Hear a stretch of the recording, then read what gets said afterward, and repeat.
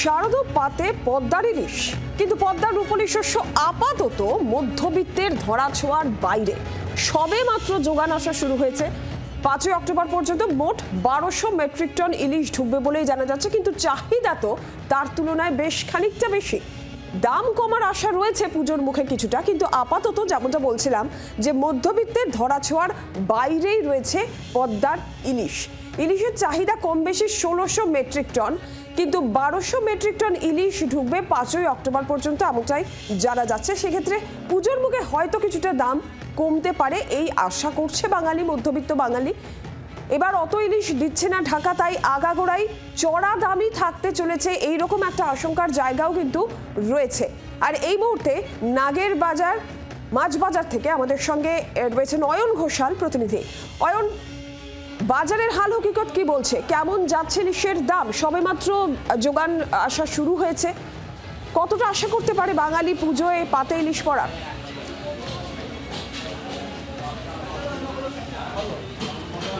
তোমার কথা সূত্র ধরেই বলি যে বাঙালি কি 800 গ্রাম বা 1 কিলো ইলিশ 1200-1400 টাকা দিয়ে কিনতে রাজি হবে?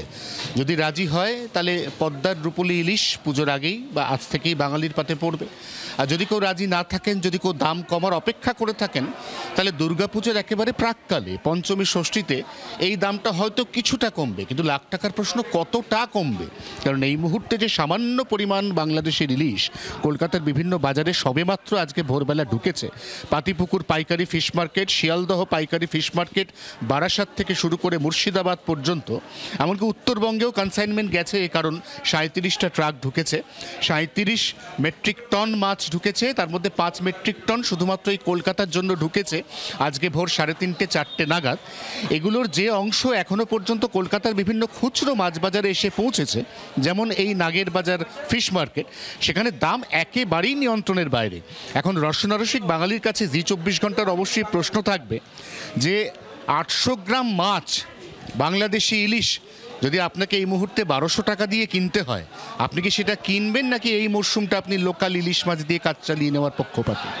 800 টাকার ইলিশ 1200 টাকা, 800 গ্রাম ইলিশের 1200 টাকা দাম। আচ্ছা ঠিক আছে, কেন? হ্যাঁ, তাও একবার খেতেই হবে। হ্যাঁ, সে তো একবার খেতেই হবে। বাংলা কি পূর্ববঙ্গীয় মানুষ? হ্যাঁ, পূর্ববঙ্গীয় মানুষ, তাদের পূর্ববঙ্গের প্রতি সেন্টিমেন্ট থেকে তারা একবার অন্তত জিভে ওই সুস্বাদু পদ্মার ইলিশের স্বাদ না ঠেকালে একটা অস্বস্তি বোধ করেন। কিন্তু আক্ষরিক অর্থেই যে ইলিশগুলো এখানে রয়েছে, সেই ইলিশগুলোর দাম, এগুলো নিঃসন্দেহে এগুলো অনেকটাই বেশি ওজনের মাছ। এগুলো সব, এটার কত ওজন হবে তাও? 1.5 কিলো। 1.5 কিলো ওজনের মাছ মানে এই মুহূর্তে তার দাম প্রায় 2-2.5 হাজার টাকা হবে। এখন এইভাবে কজনের পক্ষে, কজন মধ্যবিত্ত মানুষের পক্ষে, রসিক মধ্যবিত্তের পক্ষে এবারে ইলিশ, পদ্মার ইলিশ, সেটা অ্যাফোর্ড করা সম্ভবপর হবে? এটাই এই মুহূর্তে লাখ টাকার প্রশ্ন। নীলাঞ্জন,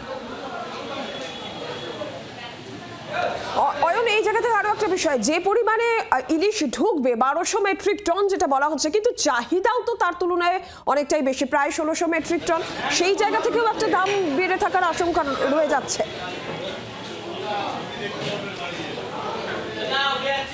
নিঃসন্দেহে, কারণ করোনা কাল কেটে যাওয়ার পরে 2022 এবং 23 ইলিশ মাছ ঢুকেছিল প্রায় 35 মেট্রিক টনের কাছাকাছি। প্রচুর ইলিশ ঢুকেছিল বাংলাদেশ থেকে, কারণ করোনা কালে ইলিশের কোনো যোগান আসেনি ঢাকা থেকে। তারপরে 2024 সাল অর্থাৎ গত বছর সেখানে যোগান কিছুটা কমে 40 মেট্রিক টন দাঁড়ায়। এবার সেটা আরও কিছুটা কমে গেল, মাত্র 16 মেট্রিক টন, তার বেশি ইলিশ এবার আসছে না।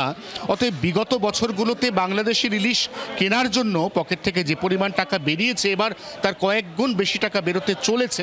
তা সত্ত্বেও কেউ কেউ বলছেন তারা একবার হলেও সেই ইলিশের স্বাদ নিতে চান। আবার অনেকেই বলছেন যে না, দরকার নেই, এবছরটা তারা বাংলাদেশের ইলিশ খাবেন না, তারা পশ্চিমবঙ্গের ডায়মন্ড হারবারের ইলিশ দিয়ে আপাতত কাজ চালিয়ে নেবেন। নীলাঞ্জন, অয়ন, ধন্যবাদ তোমাকে। সেক্ষেত্রে কতটা দাম কমবে পুজোর আগে বা পুজোর সময়? পাতে কি ইলিশ পাবে, পদ্মার ইলিশ পাবে বাঙালি মধ্যবিত্ত? সেদিকে অবশ্যই নজর রয়েছে, সেই আশাও করছেন মধ্যবিত্ত মানুষ।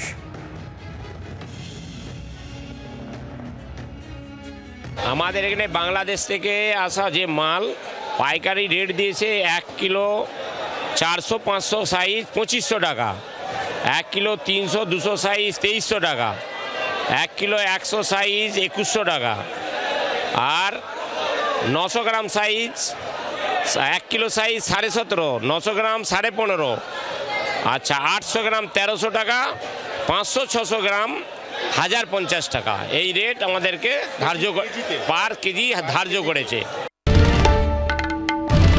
বাংলার আওয়াজ, বাঙালির আবেগ, জি 24 ঘন্টা।